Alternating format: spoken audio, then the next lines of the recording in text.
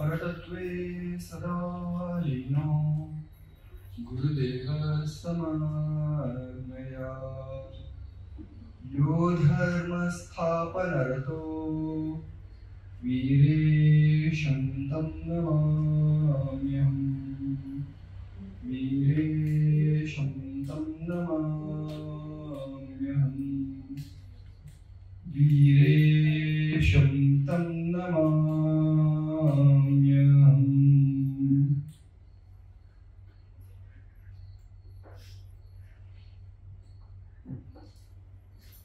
ಮೊದಲನೇದಾಗಿ ಭಗವಂತನನ್ನ ಹೃದಯದಲ್ಲಿ ಸ್ಮರಣೆ ಮಾಡ್ತಾ ಈ ಕಾರ್ಯಕ್ರಮಕ್ಕೆ ಆಗಮಿಸಿದಂಥ ಎಲ್ಲ ಶ್ರೇಷ್ಠ ತಾಯಂದಿರಿಗೂ ನಾನು ಹೃತ್ಪೂರ್ವಕ ನಮಸ್ಕಾರ ಮಾಡ್ತೇನೆ. ಎಲ್ಲ ತಾಯಂದಿರಿಗೂ ಕಾರ್ಯಕ್ರಮಕ್ಕೆ ಇನ್ನೊಮ್ಮೆ ಸ್ವಾಗತವನ್ನು ಕೋರ್ತೇನೆ. ಮತ್ತು ನಮ್ಮ ಜೊತೆಗೆ ಡಾಕ್ಟರ್ ಅಂಡಾಳ್ ಭಾಸ್ಕರ್ ಅವರು ಆಂಧ್ರ ಪ್ರದೇಶ ನೆಲ್ಲೂರಿಂದ ಬಂದಿದ್ದಾರೆ, ನಮ್ಮ ಜೊತೆಗೆ ಸೇರ್ಕೊಂಡಿದ್ದಾರೆ. ತಿರುಪತಿ ಹತ್ರ ನೆಲ್ಲೂರು ಇದೆ, ಅಲ್ಲಿಂದ ನಮ್ಮ ಕಾರ್ಯಕ್ರಮಕ್ಕೋಸ್ಕರ ಗೆಸ್ಟ್ ಆಗಿ ಬಂದಿದ್ದಾರೆ, ಚೀಫ್ ಗೆಸ್ಟ್ ಆಗಿ. ಸೊ ಅವರು ಕೂಡ ನಾನು ಹೃತ್ಪೂರ್ವಕವಾಗಿ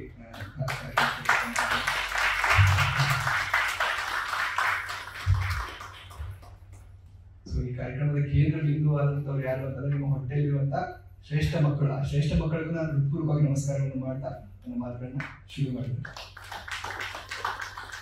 ಸೊ ಗರ್ಭ ಸಂಸ್ಕಾರ ಕಾರ್ಯಕ್ರಮಕ್ಕೆ ಜಾಯಿನ್ ಆಗೋಬೇಕು ಅನ್ನೋದಕ್ಕಿಂತ ಮುಂಚೆ ನೀವು ಪ್ರೆಗ್ನೆಂಟ್ ಆಗಿರ್ತಿರಲ್ಲ, ಪ್ರೆಗ್ನೆಂಟ್ ಆದ ತಕ್ಷಣ ಒಂದು ಥಾಟ್ ಬರುತ್ತೆ. ಏನ್ ಥಾಟ್ ಬರುತ್ತೆ ಅಂತಂದ್ರೆ, ನನ್ನ ಮಗು ಒಳ್ಳೆ ಮಗು ಆಗ್ಬೇಕು ಅಂತ, ನನಗೊಂದು ಒಳ್ಳೆ ಮಗು ಬೇಕು ಅಂತ. ಎಷ್ಟು ಜನ ಒಳ್ಳೆ ಮಗು ಬೇಕು ಅಂತ ಆಸೆ ಇದೆ? ಜಸ್ಟ್ ಅದು ಹ್ಯಾಂಡ್ ರೈಸ್ ಮಾಡಿ ಕ್ಲಿಯರಿಟಿ ಮಾಡ್ಕೊಳ್ಬೇಕು ನಮಗೇನ್ ಬೇಕು ಅಂತ. ಸೊ ನಮಗೇನ್ ಬೇಕು ಅಂತ ಕ್ಲಿಯರ್ ಆಗಿ ನಾವು ಇದ್ರೆ ಮಾತ್ರ ನಾವು ಅದ್ರ ಮೇಲೆ ವರ್ಕ್ ಮಾಡೋಕ್ಕಾಗುತ್ತೆ, ಇಲ್ಲ ವರ್ಕ್ ಮಾಡೋಕ್ಕಾಗಲ್ಲ. ಸೊ ನಮಗೇನ್ ಬೇಕು? ಒಳ್ಳೆ ಮಗು ಬೇಕು ಅಂತ. ಹೌದಾ? ಎಲ್ಲರಿಗೂ ಒಳ್ಳೆ ಮಗು ಬೇಕು ಅಂತ ಕಾರ್ಯಕ್ರಮಕ್ಕೆ ಜಾಯ್ನ್ ಆಗಿದೆ. ಸೊ ಇವಾಗ ಒಳ್ಳೆ ಮಗು ಜಸ್ಟ್ ಇವಾಗ ಇಮ್ಯಾಜಿನ್ ಮಾಡ್ಕೊಳ್ಳಿ. ನೀವು ನಿಮ್ಮ ಲೈಫಲ್ಲಿ ನಾನು ಹೇಳಿದ್ದನ್ನ ನೆನಪು ಮಾಡ್ಕೊಳ್ಳಿ, ಇಮ್ಯಾಜಿನ್ ಮಾಡ್ಕೊಳ್ಳಿ. ಅಥವಾ ನಿಮ್ಮ ಘಟನೆ, ನಿಮ್ಮ ಜೀವನದಲ್ಲಿ ನಡೆದ ಘಟನೆನ ನೆನಪಿಸ್ಕೊಳ್ಳಿ. ಯಾವ್ದಾದ್ರು ಒಂದು ನಿಮಗೆ ಯಾರಾದ್ರೂ ನೀವು ತುಂಬಾ ಒಳ್ಳೆ ಕೆಲಸ ಮಾಡ್ತಿದ್ಯಾ ಅಂತ ಹೇಳಿ ಯಾರಾದ್ರೂ ಹೇಳಿದಾರ? ಜಸ್ಟ್ ಕಣ್ಮುಚ್ಕೊಂಡು ಇಮ್ಯಾಜಿನ್ ಮಾಡ್ಕೊಳ್ಳಿ. ಯಾವತ್ತಾದ್ರೂ ಒಂದು ದಿವಸ ಆದ್ರೆ ಹೇಳಿರ್ತಾರೆ, ನೀನು ತುಂಬಾ ಒಳ್ಳೆ ಕೆಲಸ ಮಾಡಿದ್ಯಾ, ನೀವು ತುಂಬಾ ಒಳ್ಳೆಯವರಪ್ಪ ಅವರು ಅಂತ ನಿಮಗೆ ಹೇಳಿರ್ತಾರೆ, ಅಥವಾ ನೀವು ಇನ್ನೊಬ್ರಿಗೆ ಯಾರು ಹೇಳಿರ್ತೀರಿ. ಜಸ್ಟ್ ಇಮ್ಯಾಜಿನ್ ಮಾಡ್ಕೊಳ್ಳಿ, ಯಾವತ್ತಾದ್ರೂ ಹೇಳಿದಾರಲ್ಲ, ಎಲ್ಲರೂ ನೆನಪಾಯ್ತಾ? ಸೊ ಅದನ್ನ ಸ್ವಲ್ಪ ಸ್ಮರಣೆ ಮಾಡ್ಕೊಳ್ಳಿ. ಅದು ಇನ್ನೊಬ್ರು ನಮಗೆ ಒಳ್ಳೇದು ಮಾಡಿದ್ದಾರೆ, ಅಥವಾ ನಾವು ಇನ್ನೊಬ್ರಿಗೆ ಒಳ್ಳೇದನ್ನ ಒಳ್ಳೆಯವರು ಅಂತ ಹೇಳ್ತೀವಿ ಅಂತಂದ್ರೆ, ಯಾರು ನಾವು ಒಳ್ಳೆಯವರು ಅಂತ ಹೇಳ್ತೀವಲ್ಲ ಅವ್ರು ಯಾವತ್ತು ನಾವು ಒಳ್ಳೆಯವರು ಅಂತ ಅಂದವ್ರಿಗೆ ಯಾವತ್ತು ತಮಗೋಸ್ಕರ ತಾವು ಮಾಡ್ಕೊಂಡದಕ್ಕೋಸ್ಕರ ಒಳ್ಳೆಯವರು ಅಂತ ನಾವು ಹೇಳಲ್ಲ. ಅವ್ರು ನಮಗೆ ಏನೋ ಒಂದು ಮಾಡಿರ್ತಾರೆ, ವೆರಿ ಗುಡ್ ಬಾಯ್ ಅಂತ ಹೇಳ್ತಾರೆ. ಗೊತ್ತಾ, ಚಿಕ್ಕ ಮಕ್ಕಳಿಗೆ ಮಾರ್ಕ್ಸ್ ಪರ್ಸೆಂಟೇಜ್ ಇಂದು ಮಾರ್ಕ್ಸ್ ಇಂದಲ್ಲ ವೆರಿ ಗುಡ್ ಬಾಯ್ ಅಂತ ಹೇಳಿ, ಅಥವಾ ನಮಗೆ ಏನೋ ಒಂದು ಒಳ್ಳೇದು ಮಾಡ್ತಾರೆ ಅಂತ ಹೇಳಿದಕ್ಕೋಸ್ಕರ ನಾವು ಅವ್ರು ಒಳ್ಳೆಯವರು ಅಂತ ಹೇಳ್ತೀವಿ. ಅವ್ರು ಒಳ್ಳೆಯವರು ಅಂತ ಡಿಸೈಡ್ ಮಾಡೋದು ಯಾವ್ದು ಫ್ಯಾಕ್ಟರ್ ಅಂತಂದ್ರೆ ಅವ್ರು ನಮಗೆ ಏನ್ ಮಾಡ್ತಾರೆ ಅಂತ. ಹೌದಾ? ಸೊ ಅದೇ ರೀತಿ ನಮ್ಮನ್ನ ಯಾರು ಒಳ್ಳೆಯವರು ಅಂತ ಹೇಳ್ತಾರೆ ಅಂತಂದ್ರೆ ನಾವು ಅವ್ರಿಗೆ ಏನಾದ್ರು ಒಂದು ಒಳ್ಳೇದು ಮಾಡ್ತೀವಿ ಅಂತ ಮಾತ್ರ. ಈಗ ನಾನು ಹೇಳ್ತೀವಿ ಎಷ್ಟು ಒಳ್ಳೆಯಪ್ಪ ಅಂತ ಹಸ್ಬೆಂಡ್ ಹೇಳಿಲ್ಲ ಅಂತಂದ್ರೆ ನೀವು ಅವರಿಗೆಲ್ಲ ಬಿಸಿ ಬಿಸಿ ಏನಾದ್ರು ಮಾಡಿ ಕೊಟ್ಟಿದ್ದೀರಾ ಅಂತ. ಹೌದಾ? ಇಲ್ಲ, ನೀವು ಅವ್ರಿಗೆ ಬಿಸಿ ಬಿಸಿ ಏನಾದ್ರು ಮಾಡಿ ಕೊಡ್ತೀರಾ, ಅವ್ರಿಗೆ ಚೆನ್ನಾಗಿ ನೋಡ್ಕೊಳ್ತಿದ್ರೆ ಮಾತ್ರ ನೀವು ತುಂಬಾ ಒಳ್ಳೆ ಹೇಳ್ತೀವಿ. ಇಲ್ಲ ಜಗಳ ಮಾಡ್ಕೊಳ್ಳೋದಿಲ್ಲ, ಬೈತಾನೆ, ಏನೋ ಮಾಡಲ್ಲ, ಸಿಕ್ಸಿಕ್ ಮಾಡ್ಕೊಳ್ತಾರೆ, ಕೆಟ್ಟ ಹೇಳ್ತೀವಿ ಅಂತ. ಸೊ ಒಳ್ಳೆತನ ಮತ್ತು ಕೆಟ್ಟತನ ಡಿಪೆಂಡ್ ಆಗೋದು ನಮ್ಮಿಂದ ಅಲ್ಲ, ಜನ ನಾವು ಜನರಿಗೆ ಏನ್ ಕೊಡ್ತೀವಿ ಅನ್ನೋದ್ರ ಮೇಲೆ ನಾವು ಒಳ್ಳೆಯವರ ಕೆಟ್ಟದ ಅನ್ನೋದು ಡಿಸೈಡ್ ಆಗುತ್ತೆ. ಹೌದಾ? ಸೊ ಇವಾಗ ನಮ್ಮ ಮಗು ಒಳ್ಳೆ ಮಗು ಆಗ್ಬೇಕು. ಇವಾಗ ನಿಮಗೆ ಲಾಜಿಕ್ ಅರ್ಥ ಆಗಿದೆ, ಯಾವ್ದು ಒಳ್ಳೆತನ ಅಂತಂದ್ರೇನು, ಕೆಟ್ಟತನ ಅಂತಂದ್ರೇನು. ಒಳ್ಳೆತನ ಅಂತಂದ್ರೆ ಇನ್ನೊಬ್ರಿಗೆ ನಾವು ಏನ್ ಮಾಡ್ತೀವಿ ಅನ್ನೋದ್ರ ಮೇಲೆ ನಾವು ಒಳ್ಳೆಯವರ ಕೆಟ್ಟವರ ಅನ್ನೋದು ಡಿಸೈಡ್ ಆಗುತ್ತೆ. ಸೊ ಅದೇ ರೀತಿ ನಮ್ಮ ಹೊಟ್ಟೆಯಲ್ಲಿ ಬೆಳೆಯುತ್ತಿರುವಂತ ಮಗು ಒಳ್ಳೆ ಮಗು ಆಗ್ಬೇಕಂತಂದ್ರೆ ಮನೆಗೆ ಮಾಡ್ಬೇಕಾ, ಸಮಾಜಕ್ಕೆ ಮಾಡ್ಬೇಕಾ? ಸಮಾಜಕ್ಕೆ ಮಾಡ್ಬೇಕು, ಇನ್ನೊಬ್ರಿಗೆ ಒಳ್ಳೆ ಮಾಡ್ಬೇಕು. ಸೊ ನಾವು ಇನ್ನೂ ಹೆಚ್ಚು ಹೆಚ್ಚು ಜನರಿಗೆ, ಎಷ್ಟು ಜನರಿಗೆ ಒಳ್ಳೆದನ್ನ ಮಾಡ್ತಾ ಹೋಗ್ತೀವಲ್ಲ ಅಷ್ಟು ಒಳ್ಳೆಯವರು ಆಗ್ತಾ ಹೋಗ್ತೀವಿ. ಯಾರ ದೃಷ್ಟಿಯಲ್ಲಿ? ಸಮಾಜ ದೃಷ್ಟಿಯಲ್ಲಿ. ಅದರ ಜೊತೆಗೆ ಪವರ್ ಆಗಿರ್ಬೋದು, ಪ್ರಾಸ್ಪೆರಿಟಿ ಆಗಿರ್ಬೋದು, ಮನಿ ಆಗಿರ್ಬೋದು, ವೆಲ್ತ್ ಆಗಿರ್ಬೋದು, ವೆಲ್ಫೇರ್ ಆಗಿರ್ಬೋದು, ಎಲ್ಲ ಬರುತ್ತೆ. ಯಾರಿಗೆ ಅಂತಂದ್ರೆ ಯಾರು ಒಳ್ಳೇದು ಮಾಡ್ತಾ ಹೋಗ್ತಾರೆ ನೋಡಿ ಸಮಾಜಕ್ಕೆ, ಅವರಿಗೆ. ಯಾರು ತಮಗೋಸ್ಕರನೇ ಮಾಡ್ಕೊಳ್ತಾರಲ್ಲ ಅವ್ರಿಗೆ ಏನೂ ಇಲ್ಲ. ಸೊ ಈಗ ಸ್ವಲ್ಪ ಯೋಚನೆ ಮಾಡಿ, ನಮಗೋಸ್ಕರ ನಾವು ಮನೆ ಕಟ್ಕೊಳ್ಬೇಕಂತ ಕೂಡ ಎಷ್ಟೊಂದು ಕಷ್ಟ ಇದೆ. ಹೌದಾ? ಇಲ್ಲ? ಸೊ ಅದನ್ನ ಸ್ವಲ್ಪ ನೋಡಿ, ಸ್ವಲ್ಪ ಎಷ್ಟೊಂದು ದೊಡ್ಡ ದೊಡ್ಡ ಹೋಟೆಲ್ಸ್ ಗಳೆಲ್ಲ ಕಟ್ಸಿ ನಡೆಸ್ತಾ ಇದ್ದಾರೆ. ಅವ್ರಿಗೆಲ್ಲ ಎಷ್ಟು ಈಸಿ, ದೊಡ್ಡ ದೊಡ್ಡ ಬಿಸ್ನೆಸಸ್ ಗಳೆಲ್ಲ ಮಾಡ್ತಿದ್ರು, ಅವ್ರಿಗೆಲ್ಲ ಎಷ್ಟು ಈಸಿ. ಹೌದಿಲ್ಲ? ಸೊ ಅವ್ರಿಗೆಲ್ಲ ಎದಕ್ಕೆ ಈಸಿ ಆಯ್ತು ಅಂತಂದ್ರೆ ಇದೆಲ್ಲ ಅವ್ರಿಗೆ ಸಮಾಜಕ್ಕೆ ಏನಾದ್ರು ಕೊಡಬೇಕು ಅನ್ನೋ ದೃಷ್ಟಿಯಿಂದ ಮುಂದೆ ಹೋಗ್ತಿದ್ದಾರೆ. ಅದಕ್ಕೆ ಅವರು ಸಮಾಜದಲ್ಲಿ ಬೆಳೀತಾ ಇದ್ದಾರೆ. ಸೊ ಒಳ್ಳೆತನ ಅನ್ನೋದು ಯಾವತ್ತೂ ಕೂಡ ಸ್ವಾರ್ಥ ಅಲ್ಲ. ಫಸ್ಟ್ ನಾವು ಅರ್ಥ ಮಾಡ್ಕೊಳ್ಬೇಕಾಗಿರುವಂತ ಒಂದು ತತ್ವ ಯಾವುದು ಅಂತಂದ್ರೆ ಒಳ್ಳೆತನ, ಒಳ್ಳೆ ಮಗು ಅಂತಂದ್ರೆ ಸ್ವಾರ್ಥ ಅಲ್ಲ, ನಿಸ್ವಾರ್ಥವೇ ಒಂದು ಒಳ್ಳೆತನ, ನಿಸ್ವಾರ್ಥವೇ ಒಂದು ಧರ್ಮ ಅಂತ. ಸೊ ಇದನ್ನ ನಾವು ಕರೆಕ್ಟ್ ಆಗಿ ಅರ್ಥ ಮಾಡ್ಕೋಬೇಕು. ಮತ್ತೆ ನಮ್ಮ ಕಾರ್ಯಕ್ರಮ ತುಂಬಾ ಜನ ಲೇಡೀಸ್ ಜಾಯ್ನ್ ಆಗ್ತಿದ್ರಲ್ಲ, ಸೊ ಲೇಡೀಸ್ಗೆ ಅರ್ಥ ಮಾಡ್ಕೊಳ್ಬೇಕಂದ್ರೆ ಒಂದು ಸಣ್ಣ ಘಟನೆ ಹೇಳ್ತೀನಿ. ಸ್ವಲ್ಪ ಹಸ್ಬೆಂಡ್ಸ್ ಬಂದಿದ್ರೆ ಅವ್ರಿಗೆ ಬೇಜಾರಾಗಬಹುದು, ದಯವಿಟ್ಟು ಬೇಜಾರು ಕೂಡ ಹೊಟ್ಟೆಗೆ ಹಾಕೊಳ್ಳಿ. ನಾನು ಒಬ್ಬ ಗಂಜಾತಿ ಹುಡುಗ ಆದ್ರೂ ಕೂಡ ಬಟ್ ಈ ಕಥೆನ ಹೆಣ್ಮಕ್ಳಿಗೆ ಮೋಟಿವೇಟ್ ಮಾಡ್ಲಿಕ್ಕೋಸ್ಕರ ನಾನು ಹೇಳ್ತಾ ಇದ್ದೀನಿ. ಇಲ್ಲಿ ಉತ್ತರ ಪ್ರದೇಶದಲ್ಲಿ ನೋಡುವಂತ ಒಂದು ಘಟನೆ. ಸೊ ಕರ್ನಾಟಕದಷ್ಟು ಒಳ್ಳೆಯವರಿಲ್ಲ, ಅಲ್ಲಿ ಸ್ವಲ್ಪ ರೌಡಿಸಮ್ ಇವಾಗಲೂ ಕೂಡ ತುಂಬಾ ಜಾಸ್ತಿ ಇದೆ. ಅಲ್ಲಿ ತುಂಬಾ ಸ್ವಲ್ಪ ಕಷ್ಟ ಇದೆ ಪರಿಸ್ಥಿತಿ ಅಲ್ಲಿ ಸ್ವಲ್ಪ. ಮತ್ತೆ ಹೆಣ್ಣು ಮಕ್ಕಳ ಮೇಲೆ ಸ್ವಲ್ಪ ದೌರ್ಜನ್ಯ, ದಬ್ಬಾಳಿಕೆ ಇನ್ನೂ ಜಾಸ್ತಿ, ಸಮಾಜದಲ್ಲೇ ಜಾಸ್ತಿ ಇದೆ.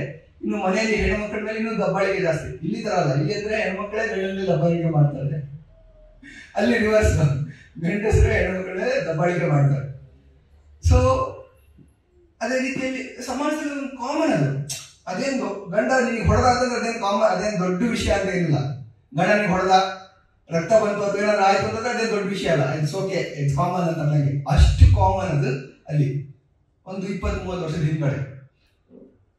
ಸೊ ಅಲ್ಲಿ ಒಂದು ಹುಡುಗಿ ಸಂಪತ್ ಪಾಲ್ ಅಂತ ಹೇಳಿ ರೀಸೆಂಟ್ ಆಗಿ ಮದುವೆ ಮಾಡಿ ಕೊಟ್ಟಿದ್ರು ಅವಳಿಗೆ ಮದುವೆ ಮಾಡಿ ಕೊಟ್ಟಿದ ತಕ್ಷಣ ಗಂಡನ ಮನೆಗೆ ಬಂದಿದ್ದಾಳೆ. ಒಂದು 5-6 ತಿಂಗಳ ಆಯ್ತು, ಎಲ್ಲ ನೀಟಾಗಿ ಚೆನ್ನಾಗಿ ನಡ್ಕೊಂಡು ಹೋಗ್ತಿದ್ದಾರೆ. ನಿಧಾನಕ್ಕೆ ಬಣ್ಣ ಚೇಂಜ್ ಆಗುತ್ತೆ, ಡೇ ಆದ್ಮೇಲೆಲ್ಲ ಬಣ್ಣ ಚೇಂಜ್ ಆಗ್ತಾ ಹೋಗುತ್ತಲ್ಲ, ಅದು ಬಣ್ಣ ನೋಡಿ ಸ್ವಲ್ಪ ಬೇಜಾರಾಗಿ ಶುರುವಾಯ್ತು. ಗಂಡ ನಿಧಾನ ಕುಡಿತಾ ಬರೋದು, ಬೈಯೋದು, ಸೊ ಶುರು ಮಾಡ್ತಾ ಇದ್ದ ಜಗಳ ಮಾಡೋದು ಇದೆಲ್ಲ. ಒಂದು ದಿವಸ ರಾತ್ರಿ ಫುಲ್ ಕುಡಿದು ಬಂದು ತುಂಬಾ ಜಗಳ ಮಾಡಕ್ ಶುರು ಮಾಡ್ದ, ಹೆಂಡತಿ ತುಂಬಾ ಜಗಳ ಮಾಡಕ್ ಶುರು ಮಾಡ್ದ, ಬೈಯೋದಕ್ಕೆ ಶುರು ಮಾಡ್ದ. ಇವಳು ಎದುರೆದ್ರು ಮಾತಾಡಿದ್ರು, ನಾನೇನ್ ತಪ್ಪು ಮಾಡಿಲ್ಲ, ನೀವು ಹೇಳಿದೆಲ್ಲ ಮಾಡಿದಿನಲ್ಲ, ಕರೆಕ್ಟ್ ಆಗಿ ಮಾಡಿದಿಲ್ಲ, ಮತ್ತೆ ಬೈತಾ ಇದ್ದೀರಾ ಅಂತೆಲ್ಲ ಹೇಳೋದಕ್ಕೆ ಶುರು ಮಾಡಿದ್ರು. ಅವಾಗ ವಾದ ವಿವಾದ ಆಗಿ ಜಗಳ ತುಂಬಾ ಇಂಟೆನ್ಸ್ ಆಯ್ತು. ರಾತ್ರಿ ಅವನು ಕುಡಿದು ಮತ್ತಲ್ಲಿದ್ದಾನೆ, ಅವನ ಒಂದು ಹೊಡೆಯಕ್ಕೆ ಶುರು ಮಾಡ್ದ, ಒಂದ್ 2-3 ಏಟ್ ಫುಲ್ ಹೊಡೆದ. ಇವಳು ಅಳಕ್ ಶುರು ಮಾಡಿದ್ಲು, ಹೊಡಿಬೇಡ ಅಂದ್ರೆ ಕೂಡ ಚೆನ್ನಾಗಿ ಹೊಡೆದ, ಒಂದ್ 2-3 ಫುಲ್ ಹೊಡೆದ. ಆಮೇಲೆ ಇವಳು ಹೊಡಿಬೇಡ ಅಂದ್ರೆ ಇನ್ನೊಂದು 4-5 ಏಟ್ ಹಾಕ್ದ. ಒಟ್ಟಲ್ಲಿ ತುಂಬಾ ಏಟ್ ಹಾಕ್ದ. ಅವ್ಳು ತುಂಬಾ ಬೇಜಾರಾಯ್ತು. ರಾತ್ರಿ ಎಲ್ಲ ನಿದ್ದೆ ಮಾಡಲಾರ್ದ ನಳ್ತಾ ಕೂತ್ಕೊಂಡ್ರು. ಏನ್ ಮಾಡ್ಬೇಕು ಗೊತ್ತಿಲ್ಲ. ಮನೆಗೆ ಬಂದು 6-7 ತಿಂಗಳಾಗಿದೆ ಅಷ್ಟೇ, 6-7 ತಿಂಗಳಾಗಿದೆ. ಗಂಡ ಫುಲ್ ಹೊಡಿತಾ ಇದ್ದಾನೆ, ಬೈತಾ ಇದ್ದಾನೆ, ಜಗಳ ಆಗ್ತಾ ಇದೆ. ಫುಲ್ ಬೇಜಾರು, ದುಃಖದಲ್ಲಿದ್ದಾಳೆ. ರಾತ್ರಿ ಎಲ್ಲ ನಿದ್ದೆನೆ ಮಾಡಿಲ್ಲ. ನೆಕ್ಸ್ಟ್ ಡೇ ಇದಕ್ಕೆ ಏನಾದ್ರು ಒಂದು ಪರಿಹಾರ ಕಂಡುಹಿಡಿಬೇಕು ಅಂತೇಳಿ ಮನಸ್ಸಿನಲ್ಲಿ ಒಂದು ದೃಢ ಸಂಕಲ್ಪ ಮಾಡಿದ್ವಿ. ಇದಕ್ಕೆ ಒಂದು ಏನಾದ್ರು ಒಂದು ಪರಿಹಾರ ಕಂಡುಹಿಡಿಬೇಕು. ನನ್ನ ಗಂಡನ ನನಗೆ ಹೊಡಿಬಾರ್ದು, ನನ್ನ ಗಂಡ ನಾನು ಚೆನ್ನಾಗಿರ್ಬೇಕು, ನನ್ನ ಗಂಡ ನನ್ನ ಜೊತೆ ಚೆನ್ನಾಗಿರ್ಬೇಕು, ನಾನು ನನ್ನ ಗಂಡನ ಜೊತೆ ಚೆನ್ನಾಗಿರ್ಬೇಕು ಅಂತೇಳಿ ಇದಕ್ಕೊಂದು ಪರಿಹಾರ ಕಂಡುಹಿಡಿಬೇಕು ಅಂತ ಹೇಳಿ ನೆಕ್ಸ್ಟ್ ಡೇ ದೃಢ ಸಂಕಲ್ಪ ಮಾಡಿದ್ರು. ಯಾಕಂದ್ರೆ ರಾತ್ರಿ ಎಲ್ಲ ನಿದ್ದೆಗೆ ಇಟ್ಟಿದ್ಲಲ್ಲ, ಒಂದು ಫೈನಲ್ ಡಿಸಿಷನ್ ತಗೊಂಡ್ರು. ಆಗ ನೆಕ್ಸ್ಟ್ ಡೇ ಸುಮ್ಮನೆ ಕೂತ್ಕೊಂಡಿದ್ಲು. ಈ ಸಲ ನನ್ನ ಗಂಡ ನನ್ನ ಹೊಡೆದ್ರೆ ನಾನು ರಿವರ್ಸ್ 1-2 ಹಾಕ್ತೀನಿ ಅಂತೇಳಿ ಫಿಕ್ಸ್ ಆಗಿದ್ಲು. ಚೆನ್ನಾಗಿ ಒಂದು ದಪ್ಪ ಒಂದು ಕಟ್ಟಿಗೆ ತಗೊಂಬಂದು ಇಟ್ಕೊಂಡಿದ್ಲು. ಮನೆಯಲ್ಲಿ ಒಂದು ದಪ್ಪದ ಒಂದು ಕಟ್ಟಿಗೆ ತಗೊಂಬಂದು ಇಟ್ಕೊಂಡು ರೆಡಿ ಇದ್ಲು. ನೆಕ್ಸ್ಟ್ ಡೇ ಹೊಡೆದಿಲ್ಲ ಗಂಡ. ಸೊ ಅವತ್ತೇನು ಕುಡಿದು ಬಂದಿರ್ಲಿಲ್ಲ ಅನ್ಸುತ್ತೆ. ನೆಕ್ಸ್ಟ್ ಇನ್ನೊಂದು ವಾರ ಹಂಗೆ ಆಯ್ತು. ಅದಾದ ನಂತರ ಮತ್ತೆ ಕುಡಿದು ಬಂದ, ಗಲಾಟೆ ಮಾಡಕ್ ಶುರು ಮಾಡ್ದ, ಜಗಳ ಮಾಡಕ್ ಶುರು ಮಾಡ್ದ. ಹೊಡಿಬೇಕು ಅಂತ ಬಂದ ತಕ್ಷಣ ಅಲ್ಲಿಂದ ಅವ್ರು ತಪ್ಪಿಸ್ಕೊಂಡು ಹೋಗಿ ಕಟ್ಟಿಗೆ ತಗೊಂಡ್ಬರ್ತೀವಿ ಅಂತ ಮತ್ತೆ ಹೊಡಿಯಕ್ ಬಂದ. ಕಟ್ಟಿಗೆ ತಗೊಂಡು ಒಂದು ಕಾಲಿಗೆ ರಪ್ಪ ಅಂತ ಹೇಳ್ಕೊಟ್ಲ. ಜೋರ ಅಮ್ಮ ತಳ್ಕೊಂಡು ಕುತ್ಕೊಂಡ. ಸೊ ಮತ್ತೆ ಹೊಡಿಯಕ್ ಬಂದ, ನನಗೆ ಹೊಡಿತೀನಿ ಅಂತ ಹೇಳಿ ಇನ್ನೊಂದು ಹಾಕಿದ್ಲು. ಸೊ ಮತ್ತೆ ಅವ್ನು ಸಿಟ್ಟು ಬಂದು ಇನ್ನೂ ಸ್ವಲ್ಪ ಹೊಡಿಯಕ್ ಬಂದ. ಕಟ್ಟಿಗೆ ತಗೊಂಡು 4-5 ರಪ್ಪ ಎಲ್ಲ ಕಡೆ ಕೊಟ್ಟು ಸುಮ್ಮನೆ ಅಲ್ಲಿ ಮೂಲೆಲ್ಲ ಕುತ್ಕೊಂಡ. ಬೇಜಾರಾಯ್ತು ನನಗೆ ಅವತ್ತು ರಾತ್ರಿ. ಹೆಂಡತಿ ಹತ್ರ ಹೊಡ್ಸ್ಕೊಂಡ್ಬಿಟ್ಟಲ್ಲ, ಒಂದು ಹೆಣ್ಣಿನ ಹತ್ರ ನಾನು ಹೊಡ್ಸ್ಕೊಂಡ್ಬಿಟ್ಟಲ್ಲ ಅಂತೇಳಿ ಸಿಟ್ಟು ಬಂದವನಿಗೆ. ನಾನು ಇವಾಗ ಏನಾದ್ರು ಒಂದು ಮಾಡ್ಬೇಕಲ್ಲ. ಸೊ ಅದಕ್ಕೆ ಅವನು ತುಂಬಾ ಬೇಜಾರಾಗಿ ಹೋದ. ಸೊ ನೆಕ್ಸ್ಟ್ ಡೇ ಇನ್ನೂ ಸ್ವಲ್ಪ ಜಾಸ್ತಿ ಕುಡ್ಕೊಂಡು ಹೊಡಿಬೇಕು, ಇವತ್ತು ನಾನು ಹೆಂಡತಿ ನಾನೊಂದು ದಾರಿಗೆ ಬುದ್ಧಿ ಕಲಿಸ್ಬೇಕು ಅಂತ ಹೇಳಿ ಇನ್ನೂ ಸ್ವಲ್ಪ ಕುಡ್ಕೊಂಡು ಬಂದು ಹೊಡಿಬೇಕು ಅಂತ ಬಂದ. ಅವನು ಹೊಡಿಬೇಕಂತ ಬಂದ. ಇವಳು ಮತ್ತೆ ಸರಿಯಾಗಿ ಹೊಡಿಯಕ್ಕೆ ಶುರು ಮಾಡಿದ್ದು, ಜೋರಾಗಿ ಚೀರಕ್ಕೆ ಶುರು ಮಾಡಿದವನು ನೆಕ್ಸ್ಟ್ ಡೇ ರಾತ್ರಿ. ಸೊ ಅವಾಗ ಅಕ್ಕಪಕ್ಕದೊಂದು ಲೇಡೀಸ್ ಇರ್ತಾರಲ್ಲ, ಅವ್ರು ಕೂಡ ಕಿಟಕಿ ಏನಿದು ಸಮಥಿಂಗ್ ಡಿಫ್ರೆಂಟ್ ಈಸ್ ಹ್ಯಾಪನಿಂಗ್, ಹೆಂಡತಿ ಗಂಡನ್ ಹೊಡಿತಾ ಇದ್ದಾಳೆ ಅಂತೇಳಿ ಶಾಕ್ ಅಲ್ಲಿ ನೋಡ್ತಾ ಇದ್ದ ಒಂದು ಹುಡುಗಿ ಲೇಡಿ, ಇನ್ನೊಂದು ಅವಳಿಗೆ ನೋಡಿ ಅವಳು ತುಂಬಾ ಶಾಕ್ ಅಲ್ಲಿ ಇದ್ದು. ಸೊ ನೋಡಿದ್ದು ಅವತ್ತು ಕೂಡ ಅವ್ನು ಹೊಡಿಸ್ಕೊಂಡು ಸುಮ್ಮನೆ ಕುತ್ಕೊಂಡ್ಬಿಟ್ಟ. ಸೊ ನೆಕ್ಸ್ಟ್ ಡೇ ಬಂದು ಇವಳು ಅವ್ರಿಗೆ ನಿನ್ ಗಂಡ ನೀನು ಹೊಡಿತಾ ಇದ್ದಲ್ಲ ಅಂತ ಕೇಳಿದ್ರೆ, ಮತ್ತೆ ಏನ್ ಮಾಡ್ಬೇಕು, ಅವ್ನು ನನಗೆ ಹೊಡಿತಾ, ಅದಕ್ಕೆ ನಾನು ಹೊಡಿತಾ ಇದ್ದೀನಿ, ಸುಮ್ಮನೆ ಹೊಡಿಸ್ಬೇಕಲ್ಲ ಅವನಿಗೆ ಅಂತ ಹೇಳಿದ್ರು.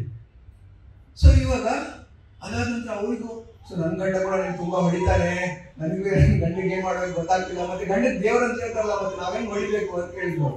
ಗಂಡ ದೇವ್ರು ನಾವೇನ್ ಹೊಡಿಬೇಕು ಅಂತ ಕೇಳಿದ್ರು. ಸೊ ಅವಳಿಗೆ ಅದಕ್ಕೆ ಆನ್ಸರ್ ಏನಿರ್ಲಿಲ್ಲ. ಸೊ ಇವನು ಹೋಗಿ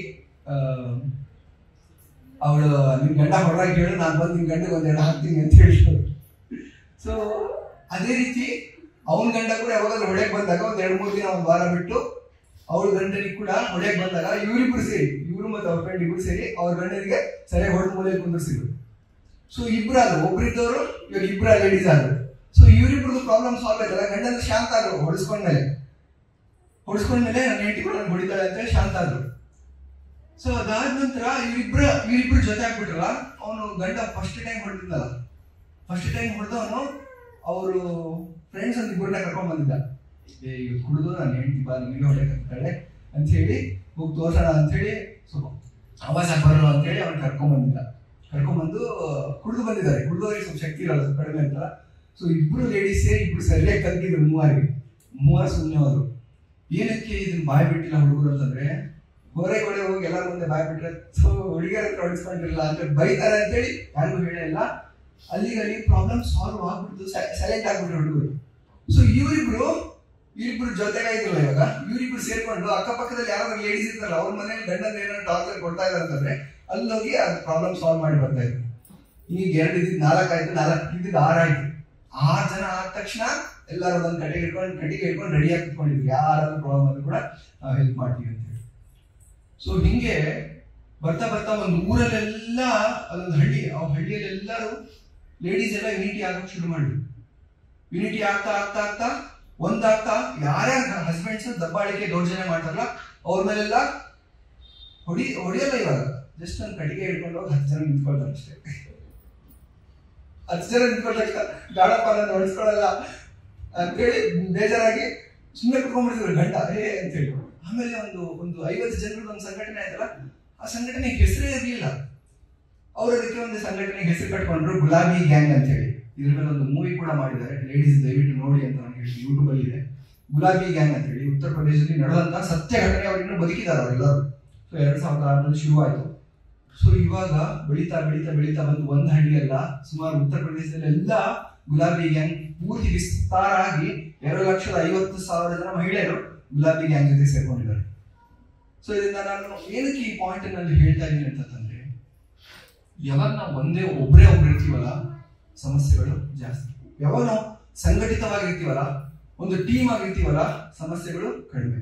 ಸಮಸ್ಯೆಗಳು ಒಂದು ಟೀಮ್ ಆಗಿದ್ದಾಗ ನಾವು ಎಂತ ದೊಡ್ಡ ಸಮಸ್ಯೆ ಇದ್ರೂ ಕೂಡ ನಾವು ಎದುರಿಸ್ಬಿಡ್ಬೋದು. ಸೊ ಅಂತ ಒಂದು ಅದ್ಭುತ ಒಂದು ಪ್ಲಾಟ್ಫಾರ್ಮ್ ಅನ್ನ ರಾಜಮಾತೆ ಗರ್ಭ ಸಂಸ್ಕಾರ ಕಾರ್ಯಕ್ರಮದ ಮೂಲಕ ನಾವು ಮುಂದೆ ತಗೊಂಡ್ಬರ್ತಾ ಇದ್ದೀವಿ ಕರ್ನಾಟಕದಲ್ಲಿ. ಈ ಉದ್ದೇಶ ಏನು ಅಂತಂದ್ರೆ, ದಬ್ಬಾಳಿಕೆ ದೌರ್ಜನ್ಯ ಮಾಡ್ತಿರುವಂತಹ ಹಸ್ಬೆಂಡ್ಸ್ ಮೇಲೆ ನಾವು ಮತ್ತೆ ರಿವೆಂಜ್ ತಗೊಳ್ಬೇಕು, ಫೈಟ್ ಮಾಡ್ಬೇಕು ಅಂತಲ್ಲ. ಆದ್ರೆ ಮಹಿಳೆಯರೆಲ್ಲರೂ ಸಂಘಟಿತರಾಗಿ, ಮಹಿಳೆಯರೆಲ್ಲ ಒಂದಾಗಿ ಮುಂದೆ ಬಂದು ಮಹಿಳೆಯರ ಸಮಸ್ಯೆಯನ್ನ ಪರಿಹಾರ ಮಾಡುವಂತ ಒಂದು ಮಹಾಶಕ್ತಿಯಾಗಿ ಮುಂದೆ ನಿಂತ್ಕೊಳ್ಬೇಕು ಅಂತ. ಅದು ಇದು ಗರ್ಭ ಸಂಸ್ಕಾರ ಕಾರ್ಯಕ್ರಮದ ಉದ್ದೇಶ. ಸೊ ನಮ್ದು ಉದ್ದೇಶ ಕೇವಲ ನೀವು ಒಂದು ಗರ್ಭ ಸಂಸ್ಕಾರ ಕೊಡಬೇಕು, ಸ್ವಲ್ಪ ದುಡಿಸ್ಕೊಳ್ಬೇಕು ಅಥವಾ ಒಂದು ಕಾರ್ಯಕ್ರಮ ನಡೆಸಬೇಕು ಅನ್ನೋದು ಉದ್ದೇಶ ಅಲ್ಲವೇ ಅಲ್ಲ. ನಮ್ಮ ಕಾರ್ಯಕ್ರಮದ ಉದ್ದೇಶ ಮತ್ತೆ ಹೇಳ್ತೀವಿ ಏನು ಅಂತಂದ್ರೆ, ಶ್ರೇಷ್ಠ ತಾಯಿ ಶ್ರೇಷ್ಠ ಮಗು ಹೇಳ್ಬೇಕೆಲ್ಲರೂ, ಶ್ರೇಷ್ಠ ಸಮಾಜ ನಮ್ಮ ಉದ್ದೇಶ ಶ್ರೇಷ್ಠ ಸಮಾಜ. ಅಲ್ಲಿಗೆ ನಾವು ಮುಟ್ಟಬೇಕು ಅಂತಂದ್ರೆ ಶ್ರೇಷ್ಠ ತಾಯಿಯಿಂದಲೇ ಶುರುವಾಗಬೇಕು. ಶ್ರೇಷ್ಠ ತಾಯಿ ಯಾರಿದ್ದೀರಿ ಅಂತಂದ್ರೆ ನೀವು. ಯಾವಾಗ ಒಂದು ಶ್ರೇಷ್ಠತೆ, ಒಬ್ಬ ಮನುಷ್ಯನಿಗೆ ಶ್ರೇಷ್ಠತೆ ಬರುತ್ತೆ ಅಂತಂದ್ರೆ, ಅವನು ಸಮಾಜದ ಸಮಸ್ಯೆಗಳಿಗೆ ಪರಿಹಾರವಾಗಿ ಯಾವಾಗ ಒಬ್ಬ ಮನುಷ್ಯ ನಿಂತಿರ್ತಾನಲ್ಲ, ಅವಾಗಲೇ ಆ ಮನುಷ್ಯ ಶ್ರೇಷ್ಠ ಮನುಷ್ಯ ಅಂತ ಅನ್ಕೊಳ್ತಾನೆ.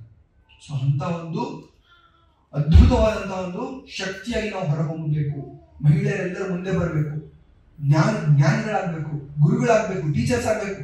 ಬಂದು ಸಮಾಜದಲ್ಲಿರುವಂತಹ ಸಮಸ್ಯೆಗಳಿಗೆ ಪರಿಹಾರವಾಗಿ ನಿಂತ್ಕೊಳ್ಬೇಕು, ಒಂದು ಸಂಘಟನಾ ಶಕ್ತಿಯಾಗಿ ನಿಂತ್ಕೊಳ್ಬೇಕು ಅನ್ನೋ ಒಂದು ದೃಢ ಸಂಕಲ್ಪದಿಂದ ನಾವೆಲ್ಲರೂ ಮುಂದೆ ಹೋಗ್ತಾ ಇದ್ವಿ. ಸೊ ಈ ಕಾರ್ಯಕ್ರಮದಲ್ಲಿ ಆವಾಗಲೇ ಸುಮಾರು 23 ಜನ ತಾಯಂದ್ರು ವಾಲಂಟಿಯರ್ಸ್ ಆಗಿ ಜೋಡಿಸ್ಕೊಂಡು ಕಾರ್ಯಕ್ರಮದ ಲಾಭಗಳನ್ನ ಪಡ್ಕೊಳ್ತಿದ್ದಾರೆ.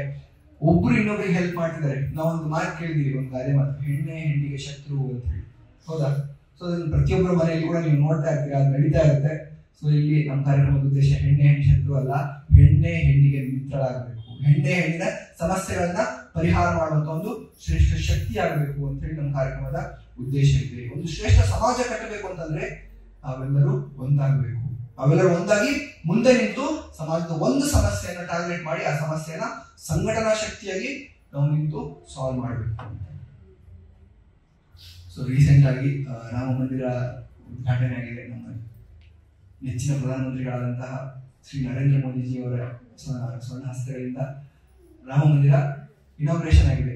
ಇವಾಗ ನಮ್ದು ನೆಕ್ಸ್ಟ್ ಟಾರ್ಗೆಟ್ ಏನು ಅಂತಂದ್ರೆ ರಾಮರಾಜ್ಯ ಕಟ್ಟಬೇಕು ಅಂತ. ಹೌದಾ ಇಲ್ಲ? ರಾಮರಾಜ್ಯ ಕಟ್ಟಬೇಕು ಅಂದ್ರೆ ನಾವು ಕಟ್ಟಬೇಕಾದ್ರೆ ನಮ್ಮ ನೆಕ್ಸ್ಟ್ ಜನರೇಷನ್ ನಾವು ಕಟ್ಟಿಕೊಡ್ಬೇಕು ತಾನೆ. ಸೊ ನಮ್ಮ ನೆಕ್ಸ್ಟ್ ಜನರೇಷನ್ ನಾವು ಕಟ್ಕೊಡ್ಬೇಕಂದ್ರೆ ನಮ್ಮ ಮಕ್ಕಳು ಮುಂದೆ ಬಂದು ರಾಮರಾಜ್ಯಕ್ಕೋಸ್ಕರ ಕೆಲಸ ಮಾಡಬೇಕು. ಇನ್ನು ನೂರಾರು ವರ್ಷ, ಸಾವಿರಾರು ವರ್ಷದ ದಬ್ಬಾಳಿಕೆ, ನಮ್ಮ ಮೇಲೆ ದೌರ್ಜನ್ಯ, ಪರಕೀಯರ ಆಳ್ವಿಕೆ ಎಲ್ಲ ಆಗೋಗಿದೆ. ಇವಾಗ ನೆಕ್ಸ್ಟ್ ಜನರೇಷನ್ ನಾವೇನ್ ಕಟ್ತಾ ಇದೀವಲ್ಲ ಅದು ಅದ್ಭುತವಾದಂತಹ ಜನರೇಷನ್ ಆಗಿರ್ಬೇಕು, ಶ್ರೇಷ್ಠ ಜನರೇಷನ್ ಆಗಿರ್ಬೇಕು, ಶಕ್ತಿಶಾಲಿ ಆಗಿರ್ಬೇಕು, ಧೈರ್ಯಶಾಲಿಗಳಾಗಿರ್ಬೇಕು, ಸ್ವಾರ್ಥಿಗಳಾಗಿರ್ಬಾರ್ದು, ನಿಸ್ವಾರ್ಥಿಗಳಾಗಿರ್ಬೇಕು, ಸಮಾಜಕ್ಕೋಸ್ಕರ ಬದುಕುವಂತಹ ಒಂದು ಶ್ರೇಷ್ಠವಾದಂತಹ ಒಂದು ನೆಕ್ಸ್ಟ್ ಜನರೇಷನ್, ನಮ್ಮ ಮುಂದಿನ ಪೀಳಿಗೆಯನ್ನು ನಾವು ಕಟ್ಟುವಂತ ಪ್ರಯತ್ನದಲ್ಲಿ ನಾವು ತೊಡಗಿದ್ದೇವೆ. ಅದು ರಾಜಮಾತೆಯ ಉದ್ದೇಶ. ಮೊದಲಿನ ಕಾಲದಲ್ಲಿ ರಾಣಿಯರು ಯುದ್ಧಕ್ಕೆ ಸಿದ್ಧರಾಗಿರ್ತಿದ್ರು. ಯಾವುದಕ್ಕೆ? ಸದಾ ಯುದ್ಧಕ್ಕೆ ಸಿದ್ಧರಾಗಿರ್ತಾ ಇದ್ರು ರಾಣಿಯರು. ರಾಜಮಾತೆಯರು ಕೂಡ ಯುದ್ಧಕ್ಕೆ ಸಿದ್ಧರಾಗಿರ್ತಿದ್ರು. ಇವಾಗ ರಾಜಮಾತೆಯರೆಲ್ಲರಿಗಾಗಿ ಸಮಾಜದ ಸೇವೆಗೆ ಸಿದ್ಧರಾಗಿರ್ಬೇಕು. ಇಲ್ಲ ಏನಾಗುತ್ತೆ ಗೊತ್ತಾ, ನೀವೇ ನಿಮ್ ಜೀವನದಲ್ಲಿ ನೀವು ಬದುಕ್ತಾ ಇದ್ರೆ, ನಿಮ್ದೇ ಒಂದು ಐಸೋಲೇಟೆಡ್ ಒಂದು ಇದ್ರಲ್ಲಿ ಬದುಕ್ತಾ ಇದ್ರೆ, ನಿಮ್ದೇ ಮನೇಲಿ ಎಷ್ಟೊಂದು ಕಷ್ಟಗಳಿರ್ತಾವ. ಪ್ರತಿಯೊಬ್ಬರ ಮನೇಲಿ ಕಷ್ಟಗಳಿಲ್ಲ, ಹೌದಾ? ಸೊ ಯಾರಾದ್ರೂ ಏನಾದ್ರು ಅಂದ ತಕ್ಷಣ ತಲೆಗೆ ಏರ್ಬಿಡುತ್ತೆ. ಹಸ್ಬೆಂಡ್ ಪಾಪ ಏನಾದ್ರು ಪಾಪ ಅವ್ರ ಬಿಸ್ನೆಸ್ ಇಂದು ಸ್ವಲ್ಪ ಅದ್ರದ್ದು ವರ್ಕ್ ರಿಲೇಟೆಡ್ ಸ್ಟ್ರೆಸ್ ಏನಾದ್ರು ಹೇಳಿರ್ತಾರೆ, ಅಯ್ಯೋ ನನ್ನ ಹಸ್ಬೆಂಡ್ ನನಗೆ ಹಂಗಂದ್ರು, ನನ್ನ ಹಸ್ಬೆಂಡ್ ಹಿಂಗಂದ್ರು ಅಂತ ಟೆನ್ಷನ್ ತಗೊಂಡ್ಬಿಡೋದು, ಸಿಟ್ ಮಾಡ್ಕೊಳ್ಳೋದು ಹಸ್ಬೆಂಡ್ ಮೇಲೆ. ಸೊ ಇದರಲ್ಲಿ ನಾವು ಮುಳುಗ್ ಬಿಡ್ತೀವಿ. ಸೊ ಇದಕ್ಕೊಂದು ಈಸಿಯೆಸ್ಟ್ ಪರಿಹಾರ ಯಾವುದು ಅಂತಂದ್ರೆ, ನಾವೊಂದು ಒಂದು ಒಂದು ಸಣ್ಣ ಒಂದು ಇದರಲ್ಲಿ ಕುತ್ಕೊಂಡಿದೀವಲ್ಲ, ಅದರಿಂದ ನಮ್ಮ ಮೈಂಡ್ ಸೆಟ್ ನ ಹೊರಗಡೆ ತಗೊಂಡ್ಬರ್ಬೇಕು.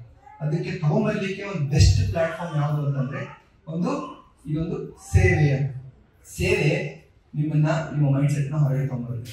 ಇದಕ್ಕೆ ನೀವು ನಮ್ಮ ಕಾರ್ಯಕ್ರಮದಲ್ಲಿ ನಡೆಯುತ್ತೆ ಅನೇಕ ಎಕ್ಸಾಂಪಲ್ಗಳನ್ನ, ನಿಮಗೆ ಒಂದೆರಡು ಎಕ್ಸಾಂಪಲ್ಗಳನ್ನ ಹೇಳ್ತೀನಿ. ಸೊ ನಮ್ಮ ತಾಯಂದ್ರು ಅನೇಕರು ಹೇಳ್ತಾರೆ, ಸೊ ಸೇವೆ ಕಾಲಿಂಗ್ ಸೇವಾ ಅಂತ ಅವ್ರಿಗೆ ಕೊಡ್ತೀವಿ. ಸ್ಟಾರ್ಟಿಂಗ್ ಅಲ್ಲಿ ಯಾರು ಕೃಷ್ಣರಿಗೆ ಕಾಲಿಂಗ್ ಸೇವೆ ಮಾಡಿ ಅಂತ, ಸೇವೆ ಮಾಡಿದ ತಕ್ಷಣ ಅವ್ರು ಹೇಳ್ತಾರೆ, ಗುರುಜಿ ಅವ್ರಿಗೆ ಪಾಪ ಎಷ್ಟೊಂದು ಕಷ್ಟಗಳಿದೆ ಗುರುಜಿ, ನಾನು ಅನ್ಕೊಳ್ತಿದ್ದೆ ನಂದೇ ಕಷ್ಟ ತುಂಬಾ ದೊಡ್ಡದಿದೆ, ನನ್ನ ಹಸ್ಬೆಂಡ್ ಚೆನ್ನಾಗಿ ನೋಡ್ಕೊಳ್ತಾ ಇಲ್ಲ ಅನ್ಕೊಳ್ತಿದ್ದೆ ಗುರುಜಿ, ಪಾಪ ಅವ್ರ ಹಸ್ಬೆಂಡ್ ಪಾಪ ಅವ್ರಿಗೆ ದುಡ್ಡು ಕೂಡ ಕರೆಕ್ಟಾಗಿ ಕೊಡಲ್ಲ ಗುರುಜಿ ಅಂತ ಹೇಳಿ ನನಗೆ ಹೇಳ್ತಾರೆ. ಸೊ ಯಾವಾಗ ನಾವು ಸೇವೆ ಅಂತ ಮುಂದೆ ಬರ್ತೀವಲ್ಲ, ಅವಾಗ ನನಗೆ ಗೊತ್ತಾಗುತ್ತೆ ಸಮಾಜದಲ್ಲಿ ಎಷ್ಟೊಂದು ಸಮಸ್ಯೆಗಳಿದ್ದಾವೆ. ನಾವು ಅನ್ಕೊಳ್ತೀವಿ ನಮ್ದೇ ಸಮಸ್ಯೆ ತುಂಬಾ ದೊಡ್ಡದು, ನಂದೇ ಸ್ಟ್ರೆಸ್ ತುಂಬಾ ದೊಡ್ಡದು, ನನಗೆ ಇರೋ ಬರೋ ಕಷ್ಟಗಳೆಲ್ಲ ನನಗೆ ಇದಾವೆ ಅಂತ ಅನ್ಕೊಳ್ತೀವಿ. ಆದ್ರೆ ಆ ಥರ ಇಲ್ಲ, ನಮ್ಗಿಂತ ಕಷ್ಟಗಳು ಇರೋದಿದೆ. ಸೊ ಅದಕ್ಕೆ ನಾವು ಅರ್ಥ ಮಾಡ್ಕೊಂಡಾಗ ಮಾತ್ರ ಎಲ್ಲರ ಜೀವನದಲ್ಲಿ ಕಷ್ಟ ಇದೆ, ಎಲ್ಲರ ಜೀವನದಲ್ಲಿ ಸುಖ ಮತ್ತೆ ದುಃಖ ಅನ್ನೋದು ಕಾಮನ್ ಇದೆ. ಸೊ ಅದಕ್ಕೆ ನಾವು ಈ ಸುಖಕ್ಕೂ ಮತ್ತೆ ದುಃಖಕ್ಕೂ ಅಟ್ಯಾಚ್ ಆಗ್ಲಾರ್ದಂಗೆ ಸುಖ ಮತ್ತೆ ದುಃಖಗಳಿಂದ ಮುಂದೆ ಹೋಗಿ ಸಮಾಜದ ಸೇವೆಗಾಗಿ, ದೇಶದ ಸೇವೆಗಾಗಿ, ಧರ್ಮಕ್ಕಾಗಿ ನಾವು ಒಂದಾಗಿ ಧರ್ಮದ ಸೇವೆಗಾಗಿ ನಿಂತ್ಕೊಳ್ಬೇಕು ಅಂತ ನಮ್ಮ ಒಂದು ಅಪೇಕ್ಷೆ. ಮತ್ತೆ ಎಲ್ಲ ಗುರುಗಳು, ಎಲ್ಲ ಸಂತರು, ಎಲ್ಲ ಮಹಾತ್ಮರು ಒಂದೇ ಒಂದು ಮಾತು ಹೇಳ್ತಾರೆ, ಯಾವತ್ತೂ ಕೂಡ ಸ್ವಾರ್ಥಿಯಾಗದಿರು, ನಿಸ್ವಾರ್ಥಿಯಾಗದಿರು. ಪ್ರತಿಯೊಬ್ಬರು ಹೇಳೋದು ಒಂದೇ, ಧರ್ಮ ಅಂದ್ರೇನು? ನಿಸ್ವಾರ್ಥ, ನಿಸ್ವಾರ್ಥವೇ ಪರಮ ಧರ್ಮ ಅಂತ ಹೇಳಿ ಹೇಳ್ತಾರೆ. ಸೊ ಆ ನಿಸ್ವಾರ್ಥ ಪರಮ ಧರ್ಮವನ್ನ ಎಕ್ಸ್ಪೀರಿಯನ್ಸ್ ಮಾಡಲಿಕ್ಕೆ ಇದೊಂದು ಒಳ್ಳೆ ಪ್ಲಾಟ್ಫಾರ್ಮ್. ಸೊ ಈ ಪ್ಲಾಟ್ಫಾರ್ಮ್ ನ ನೀವೆಲ್ಲರೂ ಬಂದು ಸದುಪಯೋಗ ಪಡಿಸ್ಕೊಳ್ಳಿ. ನಿಮ್ಮಿಂದ ನೂರಾರು ಜನರಿಗೆ ಒಳ್ಳೇದಾಗಬೇಕು. ನಿಮ್ಮಿಂದ ಇದನ್ನ ನೆನಪಿಟ್ಕೊಳ್ಳಿ, ಮಾರ್ಚ್ನಿಂದೆಲ್ಲ ನೀವು ಪ್ರೆಗ್ನೆಂಟ್ ಇದೀವಲ್ಲ, ಇವಾಗಲೇ ಈ ಪ್ರೆಗ್ನೆನ್ಸಿಯಲ್ಲಿ ಮತ್ತೆ ನಿಮ್ಮ ಮಗು ನಿಮ್ಮನ್ನು ನೋಡಿ ನಿಮ್ಮಿಂದ ನೂರಾರು ಜನರಿಗೆ ಒಳ್ಳೇದಾಗಬೇಕು. ಅವಾಗ ಆ ಗುಣಗಳು ಯಾರಿಗೆ ಬರ್ತವೆ? ನಿಮ್ಮ ಹೊಟ್ಟೆಲಿರೋ ಮಗುವಿಗೆ. ಸೊ ನಾವು ಏನು ಮಾಡ್ಲಾರ್ದಂಗೆ ನಮ್ಮ ಮಗು ಒಳ್ಳೇದಾಗಬೇಕು, ನಮ್ಮ ಮಗು ಒಳ್ಳೇದಾಗಬೇಕು, ನಮ್ಮ ಮಗು ಒಳ್ಳೇದಾಗಬೇಕು ಅಂದ್ರೆ ಆಗತ್ತಾ? ಸ್ವಲ್ಪ ನೀವು ಮಕ್ಕಳನ್ನ ನೋಡಿ, ಚಿಕ್ಕ ಚಿಕ್ಕ ಮಕ್ಕಳನ್ನ, ಅಮ್ಮ ಏನಾದ್ರು ಬೇಗ ಬೇಗ ಅಂತ ತಕ್ಷಣ ಬೇಗ ಬೇಗ ಬೇಗ ಅಂತ ಹೇಳಿದ್ರ ಅಮ್ಮ ಏನ್ ಒಂದೊಂದು ವರ್ಡ್ ಹೇಳ್ತಾರಲ್ಲ ಅದನ್ನೆಲ್ಲ ರಿಪೀಟ್ ಮಾಡುತ್ತೆ. ನೋಡಿದ್ರೆ ಅಬ್ಸರ್ವ್ ಮಾಡಿದ್ರ? ಮಾತು ಕಲಿಯೋದು ಹಿಂಗೆ. ಯಾರಿಂದ ಕಲಿಯುತ್ತೆ ಮಾತು ಅಂದ್ರೆ? ಅಮ್ಮನಿಂದ ಕಲಿಯುತ್ತೆ. ಅಮ್ಮ ಬೇಗ ಅಂತಂದ್ರೆ ಬೇಗ, ಮಲ್ಕೋ ಅಂತಂದ್ರೆ ಮಲ್ಕೋ ಮಲ್ಕೋ ಅಂತ ಹೇಳುತ್ತೆ. ಅದು ಫಸ್ಟ್ ಅದು ರಿಪೀಟ್ ಮಾಡುತ್ತೆ ವರ್ಡ್ಸ್. ನೀವೇನ್ ಹೇಳ್ತಿರಲ್ಲ ಅದನ್ನೇ ರಿಪೀಟ್ ಮಾಡುತ್ತೆ ಮಗು. ಸೊ ಅದೇ ರೀತಿ ಯಾವ ರೀತಿ ನೀವು ಹೇಳಿರುವಂತ ವರ್ಡ್ಸ್ ಗಳನ್ನ ರಿಪೀಟ್ ಮಾಡುತ್ತಲ್ಲ ಮಗು, ಅದೇ ರೀತಿ ನಿಮ್ಮ ಕ್ಯಾರೆಕ್ಟರ್ ಅನ್ನ ರಿಪೀಟ್ ಮಾಡುತ್ತೆ. Very very very important. Character ಇದೆಯಲ್ಲ, ವೆರಿ ವೆರಿ ಇಂಪಾರ್ಟೆಂಟ್. ನಿಮ್ಮ ಕ್ಯಾರೆಕ್ಟರ್ ಏನಿದೆಯಲ್ಲ ಅದೇ ಕ್ಯಾರೆಕ್ಟರ್ ನ ರಿಪೀಟ್ ಮಾಡುತ್ತೆ. ಸೊ ನಾವು ಒಳ್ಳೆ ಮಗುವನ್ನ ತಯಾರು ಮಾಡ್ತಿಲ್ಲ, ಫಸ್ಟ್ ನಾವು ತಯಾರು ಮಾಡ್ತಿರೋದು ಶ್ರೇಷ್ಠ ತಾಯಿ. ನೀವು ಶ್ರೇಷ್ಠರಾದ್ರೆ ನಿಮ್ಮ ಮಗು ಶ್ರೇಷ್ಠ ಆಗೇ ಆಗುತ್ತೆ. ಆ ಮೂಲಕ ಸಮಾಜ ಶ್ರೇಷ್ಠ ಆಗೇ ಆಗುತ್ತೆ. ಅದಕ್ಕೋಸ್ಕರ ನೀವು ಶ್ರೇಷ್ಠರಾಗಬೇಕು. ಮೊದಲು ಒಂದು ಮಾತಿತ್ತು, ಏನಂತಂದ್ರೆ ಹೆಣ್ಣೊಂದು ಕಲಿತರೆ ಎಲ್ಲರೂ ಹೇಳಿ, ಹೆಣ್ಣೊಂದು ಕಲಿತರೆ. ಸೊ ಇವಾಗ ನಾನು ಹೇಳ್ತಾ ಇದ್ದೀನಿ, ಹೆಣ್ಣೊಂದು ಸಮಾಜಮುಖಿಯಾದರೆ ದೇಶವೇ ಬೆಳಗಿದಂತೆ. ಹೆಣ್ಣೊಂದು ಸಮಾಜಮುಖಿಯಾದ್ರೆ ಇಡೀ ದೇಶವೇ ಬೆಳಗಿದಂತೆ ಅಂತ. ಸೊ ಒಂದು ಶಾಲೆಗೆ ನಾವು ಸೀಮಿತ ಆಗ್ತಿಲ್ಲ, ಇಡೀ ದೇಶಕ್ಕೆ ನಾವು ವಿಸ್ತಾರ ಆಗ್ತಾ ಇದೀವಿ. ಸೊ ಇದೊಂದು ಅದ್ಭುತ ಸಂಘಟನೆ ಇದೆ. ಸೊ ಸಂಘಟನೆ ಜೊತೆಗೆ ಸೇರ್ಕೊಳ್ಳಿ, ನಮ್ಮಿಂದ ನೂರಾರು ಜನರಿಗೆ ಒಳ್ಳೆಯದಾಗಲಿ. ಸೊ ಅಂತ ಒಂದು ಸೇವೆಯ ಸೌಭಾಗ್ಯವನ್ನು ಪಡೆದು 4-5 ಜನರಿಗೆ, 100 ಜನರಿಗೆ, ಇಷ್ಟು ಸಾಧ್ಯ ಜನರಿಗೆ ನಮ್ಮ ಕೈಯಿಂದಾದಷ್ಟು ಒಳ್ಳೆಯದನ್ನ ಮಾಡ್ತಾ, ಆ ಒಳ್ಳೆಯತನವನ್ನು ನಮ್ಮ ಮಗುವಿಗೆ ಕೊಡ್ತಾ ಒಂದು ಶ್ರೇಷ್ಠ ಸಮಾಜವನ್ನು, ಒಂದು ಒಳ್ಳೆಯ ಸಮಾಜವನ್ನು ನಾವೆಲ್ಲರೂ ನಿರ್ಮಾಣ ಮಾಡೋಣ ಅಂತ ನಾವು ತಗೊಳ್ತೀವಿ. ನಮ್ದೆಲ್ಲ ಕಾರ್ಯಕ್ರಮದ ಉದ್ದೇಶ ಎಲ್ಲರಿಗೂ ಗೊತ್ತಿದೆ. ಏನು ಅಂತಂದ್ರೆ ಎಲ್ಲರೂ ಒಂದ್ಸರಿ ಹೇಳೋಣ, ಆಗ್ಬೋದಾ? ಸೊ ಎಲ್ಲರೂ ಅಕ್ಕಪಕ್ಕದಲ್ಲಿರುವಂಥವ್ರು, ನಿಮ್ಮ ಅಕ್ಕಪಕ್ಕದಲ್ಲಿರಲ್ಲ, ಅವ್ರ ಕೈ ಹಿಡ್ಕೊಳ್ಳಿ. ಜಸ್ಟ್ ಹಿಂಗೆ ಹ್ಯಾಂಡ್ಸ್ ಹಿಡ್ಕೊಳ್ಳಿ, ಪಕ್ಕದಲ್ಲಿರೋ ಹಿಡ್ಕೊಳ್ಳಿ, ಹಿಡ್ಕೊಳ್ಳಿ. ಎಲ್ಲರೂ ಕೈಗಳನ್ನು ಹಿಡ್ಕೊಳ್ಳಿ, ಎಲ್ಲ ಕೈಯಲ್ಲಿ ಹಿಡ್ಕೊಳ್ಳಿ. ರೆಡಿನಾ? ಸೊ ಎಲ್ಲ ಕೈಗಳನ್ನ ಮೇಲೆತ್ತಿ, ಪಕ್ಕದ ಕೈಯಿಂದ ಮೇಲೆ ಎತ್ತಬೇಕು, ನಿಮ್ ಕೈ ಅಲ್ಲ, ಪಕ್ಕದ ಕೈಯಿಂದ ಫುಲ್ ಮೇಲೆ ಎತ್ತಬೇಕು. ಫುಲ್ ಎಷ್ಟು ಮೇಲೆ ಆಗುತ್ತೆ ಅಷ್ಟು ಮೇಲೆ, ಫುಲ್ ಮೇಲೆ, ಇನ್ನು ಮೇಲೆ. ಸೊ ಎಲ್ಲರ ಸೇರಿ ಒಂದ್ಸರಿ ಒಂದು ನಮ್ಮ ಶ್ಲೋಕನ ಹೇಳೋಣ. ನಾನು ಹೇಳ್ತೀನಿ, ನೀವು ರಿಪೀಟ್ ಮಾಡಿ ಆಯ್ತಾ? ಶ್ರೇಷ್ಠ ತಾಯಿ, ಶ್ರೇಷ್ಠ ಮಗು, ಶ್ರೇಷ್ಠ ಸಮಾಜ. ಶ್ರೇಷ್ಠ ತಾಯಿ, ಶ್ರೇಷ್ಠ ಮಗು, ಶ್ರೇಷ್ಠ ಸಮಾಜ. ಎಲ್ಲರೂ ಸೇರಿ ಒಂದ್ಸರಿ ಜೈ ಶ್ರೀರಾಮ್ ಅಂತ ಹೇಳುವ. ಸ್ಟ್ರೇಟ್ ಆಗಿ ಕೂತ್ಕೊಳ್ಳಿ ಎಲ್ಲರೂ. ಭಗವಂತನ ಮನಸ್ಸಲ್ಲಿ ಸ್ಮರಣೆ ಮಾಡ್ತಾ, ಪೂರ್ತಿ ಭಗವಂತನ ಶಕ್ತಿ ನಮ್ಮಲ್ಲಿ ಪ್ರವಹಿಸ್ತಾ, ನಾವೇ ರಾಮ ಭಕ್ತರಾಗಿದ್ದೀವಿ, ಹನುಮಂತನ ಬಂಟರಾಗಿದ್ದೀವಿ, ರಾಮನ ಬಂಟರಾಗಿದ್ದೀವಿ ಅಂತ ಅನ್ಕೊಂಡು ನಾವು ಶ್ರೀರಾಮನಿಗೆ ಒಂದ್ಸರಿ ಜೋರಾಗಿ ಜೈ ಶ್ರೀರಾಮ್ ಅಂತ ಹೇಳಿ. ನಾನು ಜೈ ಶ್ರೀರಾಮ್ ಅಂತ ಹೇಳ್ತೀನಿ, ನೀವೆಲ್ಲ ಸೇರಿ ಜೈ ಶ್ರೀರಾಮ್ ಅಂತ ಹೇಳಿ. ಜೈ ಶ್ರೀರಾಮ್, ಜೈ ಶ್ರೀರಾಮ್, ಜೈ ಶ್ರೀರಾಮ್. ಸೊ ಎಲ್ಲರಿಗೂ ಒಳ್ಳೆಯದಾಗಲಿ, ಎಲ್ಲರಿಗೂ ಶುಭವಾಗಲಿ, ನಿಮ್ಗೆಲ್ಲರಿಗೂ ಒಳ್ಳೆಯ ಮಗು ಜನಿಸಲಿ ಅಂತ ಹೇಳಿ ಭಗವಂತನ ಹತ್ರ ಮತ್ತೆ ಪ್ರಾರ್ಥನೆ ಮಾಡ್ತೇನೆ. ಧನ್ಯವಾದಗಳು.